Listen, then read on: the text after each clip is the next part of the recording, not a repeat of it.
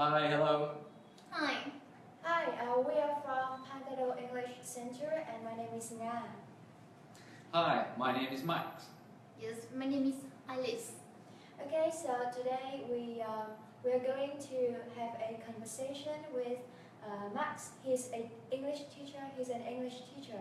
Okay, so Max, can you introduce a little bit about yourself? Hi, my name is Max. I'm from England and I am new here at Pantado, but I've been teaching in Hanoi for a while and I've taught from kindergarten up to IELTS. IELTS, okay. Xin giới thiệu với các bạn đang theo dõi cái chương trình livestream của Pantado, trung tâm Pantado Việt Nam. Thì giới thiệu với các bạn thì đây là thầy giáo Max. Thầy giáo Max thì mới đến trung tâm chúng ta nhưng mà thầy đã có kinh nghiệm dạy tiếng Anh ở Việt Nam rất là lâu rồi. Các cấp của thầy dạy thì kéo trải dài từ cấp mẫu giáo cho tới các bạn học trình độ cao là IELTS. Thầy đến từ Anh Quốc và đã có những trải nghiệm tiếng Anh rất thú vị đối với học sinh Việt Nam. Hôm nay thầy rất vinh hạnh có mặt tại đây để có thể chia sẻ kinh nghiệm của thầy với các bạn. Okay, so Max, are you ready for the very first question? Yeah, sure. Okay, so I know that you've been working as an English teacher for such a long time. So, in your opinion, what are common purposes of Vietnamese students when they study English? Well, I think that first of all I would like to say I've been very impressed with the ambition of Vietnamese people since I got here. And for the purposes, there are many in my opinion. For children, it is of course their parents who want to push them to speak very good English to have a better future. But also for older people, perhaps they would like to study IELTS or exams like TOEICs to be able to study abroad or do better in their job. And for other people, maybe because there are more and more foreigners here in Vietnam, it is just to interact with native English speakers. Okay. Bạn Ngang của chúng ta vừa hỏi thầy Max là thầy ơi, vậy như theo kinh nghiệm của thầy thì các bạn Việt Nam học tiếng Anh với mục đích gì? Thì thầy bảo trước tiên là thầy rất là ấn tượng với cái tham vọng học tiếng Anh của các bạn học sinh Việt Nam. Và theo kinh nghiệm của thầy thì có rất nhiều mục đích khác nhau trong việc học tiếng Anh của các bạn. Với những cái bạn mà còn bé, còn lứa tuổi nhi đồng thì thường là do là các bậc phụ huynh, các bậc cha mẹ muốn các em học thật tốt tiếng Anh để có một cái tương lai tươi sáng hơn. Thì đó là một điều dễ hiểu đúng không? Bởi vì hầu như các bậc phụ huynh ở Việt Nam đều có suy nghĩ như vậy. Đối với các bạn lớn hơn, các bạn trưởng thành hơn thì là các bạn thường là muốn học các chứng chỉ tiếng Anh như là IELTS hay TOEIC để phục vụ cho công việc, cho việc tốt nghiệp khỏi trường đại học hoặc là cho học du học nước ngoài. Và hầu như thì theo cái tiến trình hiện nay là Hà Nội hay là Việt Nam ngày càng trở nên toàn cầu hóa với số lượng người ngoại quốc ngày càng xuất hiện nhiều ở Việt Nam, cho nên các bạn đều muốn là mình có thể giao tiếp được tiếng Anh một cách thành thạo, đúng không? Okay. Max, you've been teaching numerous students, Vietnamese students. So what do you think about English skills of Vietnamese students in comparison with other students from like Singapore or China or Thailand, etc.? Well, I think that the standard of English in general in Vietnam is really very, very good.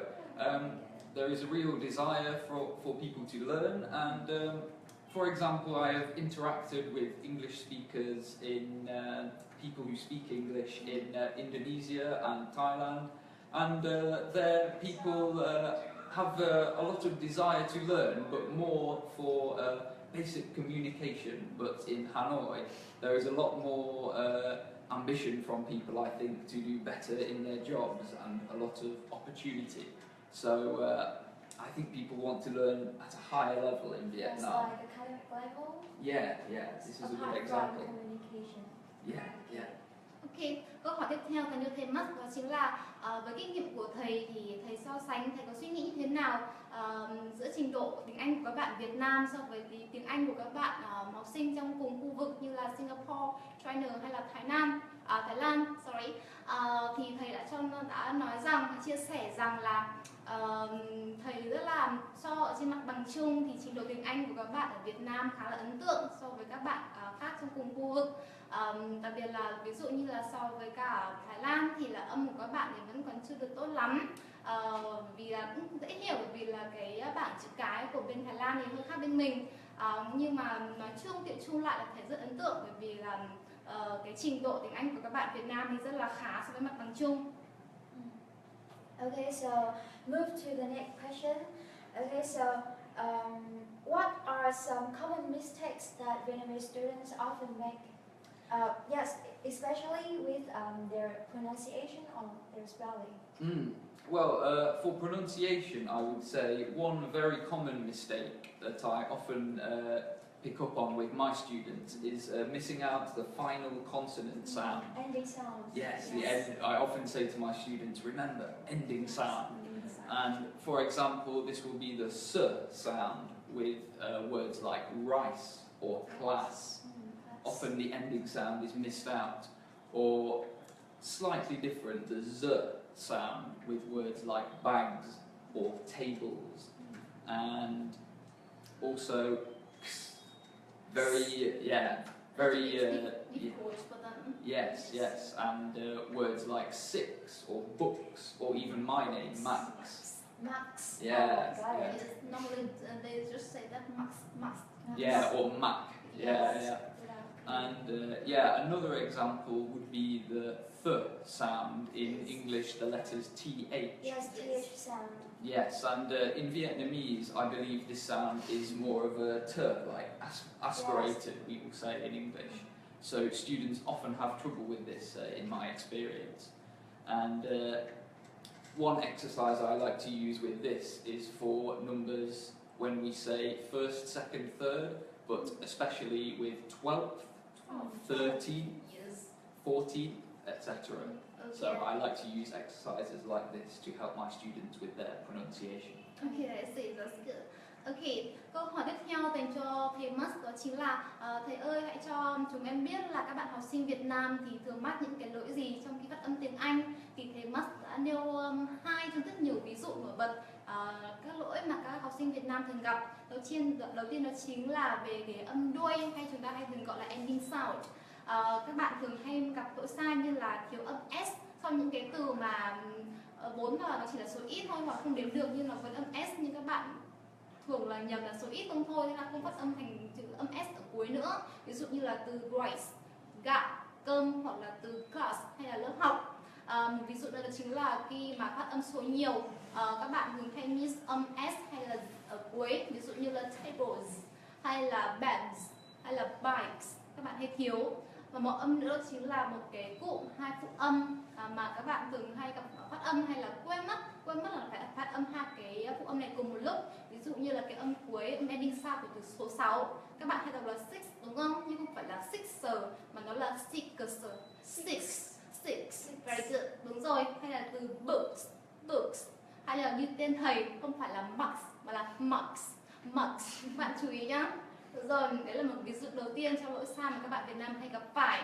Cái lỗi thứ hai đó chính là cái âm TS sound, hay là gọi là âm thè thổi, âm thở trong từ thank you. Thì các bạn thường quên mất, các bạn chỉ nhớ là chúng ta cho lưỡi ra giữa chiếc răng thôi, chứ các bạn quên mất là chúng ta phải thổi hơi nữa, đúng không? Cái từ này phải thổi hơi nữa, không phải là thank you mà là thank you, right? Ok, thì chúng ta, đây là hai cái lỗi mà các bạn học sinh Việt Nam thường mắc phải, và thầy rất mong là chúng ta sẽ nhanh chóng tìm cách khắc phục hai cái lỗi này. Ok. Okay, thank you, Max. We move to the next question. So you know that nowadays in Vietnam there are two popular trends of learning English and also at the same time teaching English and learning English. So the first trend is chicks learning, and the second one is broken English. So are these two terms familiar with you? Yes, they are. I would say, first I would like to talk about the tricks learning example. Yeah, and in my previous job teaching IELTS, a lot of reading texts would use this, and in many examples the text would be far too advanced for the level of the learners. And I would ask my students to look for keywords and things like this, and it was useful for passing the exam, but not very useful to improve the real level of their speaking or reading or writing. So I am not personally in favour of that normally. And, so what about the broken English? Yeah, and for the broken English example, I would say that learning whole sentences in this way can be helpful if you also study the grammar and other things to help you, but as a form of rote learning, I do not think it is useful. Okay, yes, good. Câu hỏi tiếp theo chính là bạn Nga đã giới thiệu với thầy hai cái xu hướng học tiếng Anh hiện nay phổ biến trong xã hội Việt Nam, đó chính là cách học mẹo và cách học vẹt. Về cách học mẹo thì thầy có bày tỏ một số ý kiến, đó chính là cái việc học mẹo này thực ra rất là phổ biến, đặc biệt là khi mà thầy dạy IELTS thì thầy cũng phải sử dụng một chút cái tricks này khi mà dạy học sinh của thầy, bởi vì là các bạn đều biết là những cái bài đọc, những cái reading text trong cái IELTS test thì cái trình độ từ vựng của nó khá là cao và thường là cao hơn trình độ hiểu của các bạn học sinh. Vì vậy thầy đã dạy cho các bạn ấy một số mẹo để mà có thể làm được câu hỏi, trả lời được câu hỏi mà không cần phải hiểu hết nghĩa của từ. Nhưng mà thầy cho rằng với cái mẹo đó thì các bạn chỉ có thể làm test mà thôi, chứ không thể nâng cao trình độ tiếng Anh của mình được. Và ngoài ra thì cái xu hướng thứ hai đó chính là broken English, hay còn gọi là tiếng Anh bồi, tiếng Anh học gọi là học tủ.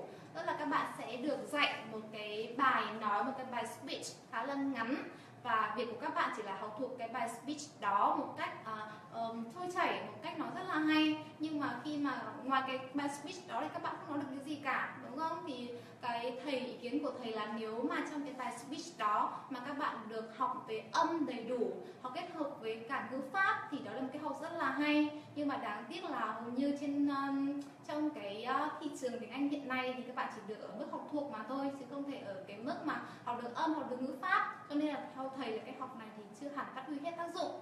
Okay, so what do you think about the consequences of these two ways of learning English?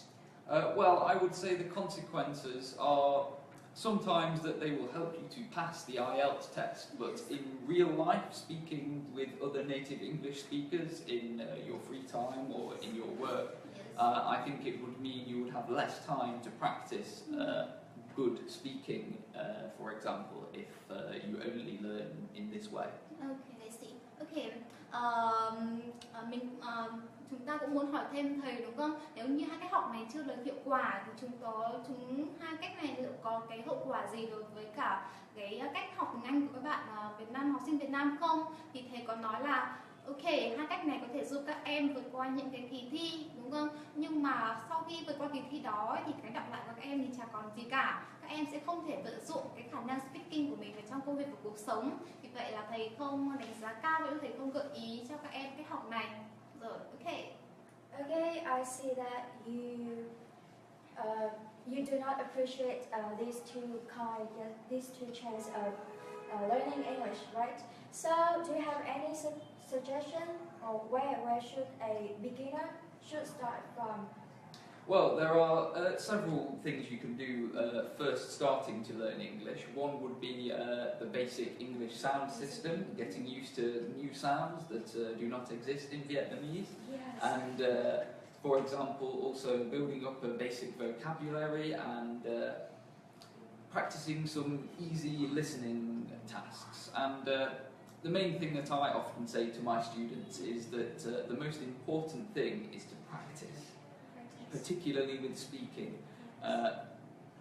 For example, if you have friends who also speak English, or you know some foreigners who are native speakers, speak with them as much as possible to practice. And also English language movies or TV shows.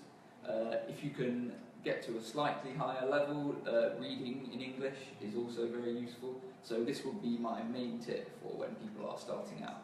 Okay. Bạn Nga đặt câu hỏi cho thầy đó chính là thầy ơi, vậy thì đối với những bạn beginner, những bạn mới bắt đầu thì chúng ta nên học theo tiếng Anh theo một quy trình như thế nào để mà có thể tiến bộ một cách nhanh chóng và vững chắc nhất? Thì thầy đã cho chúng ta một cái lộ trình như thế này. Đầu tiên thì các em phải học cái bảng ngữ âm tiếng Anh một cách chính xác và thuộc lòng. Tức là các bạn phải làm quen với cách phát âm, làm sao phát âm cho đúng những âm đó, phải luyện cho tai của mình làm sao mà nghe những âm đó các em có thể nhận ra được đấy là âm gì. Tiếp theo là sau khi học master âm rồi thì các em hãy chuyển sang là học những cái từ vựng, xuất phát những từ vựng cơ bản thôi, nhưng mà sau đó các em sẽ dần dần advance lên những cái từ vựng mà khó hơn để chúng ta có thể nói được nhiều hơn trong cuộc sống. Sau đó các em hãy cố gắng vận dụng những cái vocab đó vào trong những cái easy conversation hàng ngày, đúng không? Thầy cũng nhắc là thầy cũng muốn là các em hãy cố gắng vận dụng những cái từ, những cái gì mình vừa học vào trong những cái, tức là cố gắng practice càng nhiều càng tốt. Và cuối cùng đó chính là các em hãy cố gắng là nghe những cái listening task, hãy cố gắng nghe nhiều hơn, đúng không? Nghe là một cái kỹ năng mà học sinh Việt Nam thường là yếu. Thầy mong là chúng ta hãy làm luyện kỹ năng nghe nhiều hơn. Bắt đầu thì chỉ bằng những cái bài nghe vừa ngắn vừa dễ thôi, nhưng sau đó là chúng ta sẽ dần dần lên là nghe radio, là nghe TV show hoặc là reality show, đúng không? Dần dần thì tiếng Anh của chúng ta sẽ trở nên đa dạng, sẽ trở nên rất là phong phú, hấp dẫn và chúng ta có thể nói được rất là trôi chảy. Rồi, ok. Thế là chúng ta đã xong phần câu hỏi chính. We have finished all the main questions for the interview. Now we will wait for some questions maybe come up from the viewers. Sure, yeah. Yes. Okay, one question here from students Lê Anh Khang. Okay, teacher, should I begin with Vietnamese teacher or native teacher? What do you think? Good question. Yes, good question. It's very interesting one. Yeah, I think still I would say native teacher is the best, just because many of us do not speak Vietnamese. I'm trying to learn, but if you have an all English speaking environment, this is the best way to learn, because it can sometimes make it a little easy if you explain things in Vietnamese. Whereas if you just use English, you are forced to only use this. Okay, you will let a boost from the yes, exactly. English speaking environment. I see. Yeah. Okay. Em Lê Khang ơi, theo thầy thì các em nên bắt đầu với thầy native trước, tức là học với cả giáo viên bản ngữ trước. Bởi vì là đầu tiên thì là các em như thầy vừa nói xong là chúng ta phải học âm trước, đúng không? Thì muốn học âm chuẩn nhất ý, thì có khi là học với cả thầy native trước thì là tốt nhất. Chưa kể là khi mà học với cả thầy giáo viên bản ngữ, thầy cô giáo viên bản ngữ thì chúng ta thường là bị buộc là không thể dùng cái ngôn ngữ nào khác ngoài tiếng Anh để mà giải thích cho thầy cô hiểu được cả. Vì vậy đấy là một cái cơ hội rất tốt cho các em để push các em có thể nói tiếng Anh được nhiều hơn, đúng không? Các em không bị ngại nữa, vì đấy là the only way. Okay, very good. Thank you for your question, Lê Anh Khang. Okay, any question else? Oh. Okay, now this question from maybe Ngô Chí Dũng. Okay, Ngô Chí Dũng. He has a question for you. He said that his listening skills was a little bit poor. So, do you have any advice to improve that? Well, one example I would say is to, as I said before, try to watch English language TV shows and movies, and also if you know someone who speaks English very well, if you have a conversation with them, ask them always to speak very clearly and slowly, and really devote some time to focus on it in this way. And also YouTube can be a great resource for this. So you can find TV shows and movies and other English learning tools on here. Okay. Thầy có chia sẻ là để cải thiện kỹ năng nghe thì các bạn, cái cách dễ nhất là các bạn nên xem phim hoặc là nghe nhạc bằng tiếng Anh. Với những cái bộ phim sitcom, ví dụ như những bộ phim như là How I Met Your Mother, yes, hay là cái bộ sitcom rất là nổi tiếng là Friends. Rất là, bởi vì cái ngôn ngữ nó rất là dễ. Và hoặc là các bạn có thể xem những cái truyền hình thực tế đó. Hoặc là một cái cách nữa đó là bạn có thể bắt cặp với những người bạn của mình, hoặc đặc biệt là với những cái người bán ngữ mà nói tiếng Anh rất là tốt đó.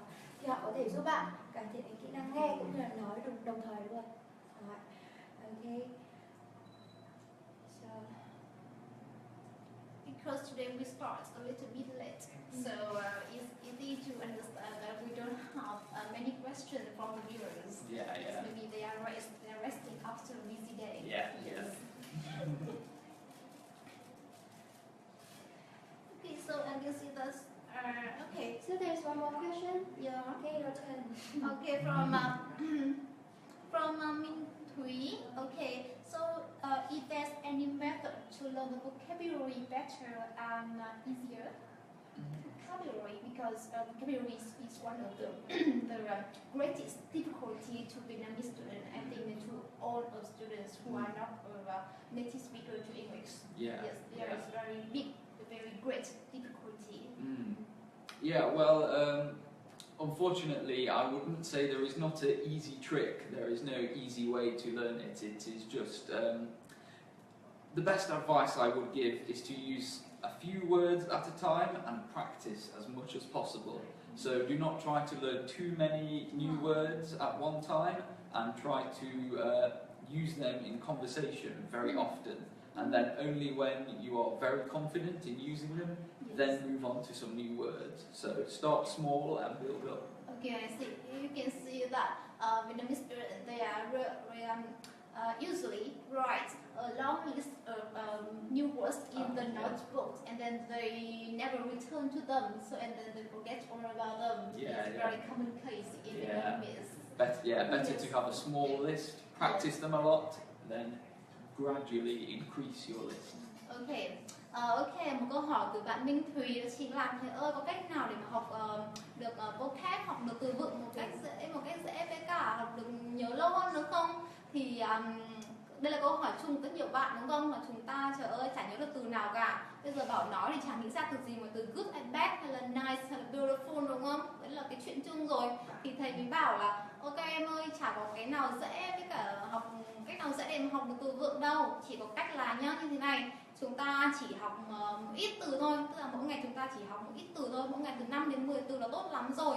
Nhưng mà cái việc quan trọng nhất ý, là chúng ta phải mở cái đống từ đấy ra, học này, viết này, sau đó thì mở cái miệng của mình ra, nói những cái từ đó, áp dụng những cái từ đó vào trong cái conversation hàng ngày. Khi nào mà các em trở nên cực kỳ tự tin, cực kỳ quen thuộc với nó, cực kỳ familiar with them, thì các em sẽ tự động master, tự động ghi nhớ những cái từ đấy vào trong đầu mình bằng cách không khó khăn gì cả. Thì cái này nghe thì nó cũng dễ nhưng mà các em thì học sinh Việt Nam thì thường là không đủ chăm, cho nên là cái việc quan trọng nhất đúng không là chúng ta phải tự vực mình lên, chăm chỉ lên để học tiếng Anh nhá. Ok, có một câu hỏi nữa, đó là từ bạn Vũ Anh Lê. Các anh chị có thể cho em xin link các phim vừa kể được không ạ? Thì sau khi kết thúc livestream thì bọn chị sẽ up cái link này lên cái trang fanpage Pantado tiếng Anh toàn diện. Các em có thể vào đó để lấy link nhá. So another question from our audience. Should I learn, which skills should I learn first? Because we can see that in Vietnam, students often learn listening.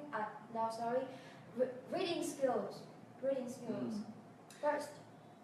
In my opinion, I would say that to practice your speaking is maybe the most useful thing, and one reason is because if you can speak and have a conversation with someone, it is very good for your motivation. You will feel more motivated. you feel more motivated to learn more, because you will see straight away the benefit of what you are doing, and it can also help with your reading and writing. So I would say this is a good option.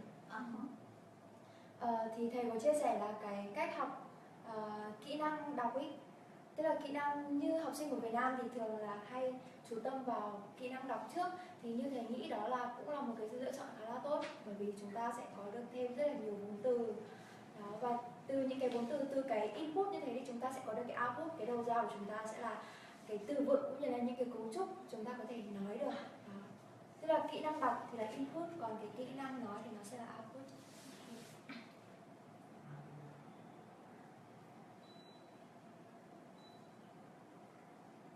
Okay, it seems that we have no more questions, so I think we can end here. Okay. Okay, so thank you very much for your presence here. No problem. Okay. Yes, I know that you've been working all day long, and this time you must be very tired. Okay, so No problem. I'm happy to be here. yes, thank you so much. Thank you for coming here. So I think it's enough for today. So this is our very first live stream. Okay, so there will be Yes, numerous another ones upcoming. Okay. Cảm ơn các bạn đã theo dõi cái chương trình livestream của chúng mình. Thì đây là một cái livestream đầu tiên nên bọn mình thì vẫn còn mắc một số lỗi. Rất mong các bạn có thể tiếp tục ủng hộ cái livestream của chúng mình trong những buổi livestream lần sau. Tạm biệt các bạn. Goodbye. Bye. Thank you, bye.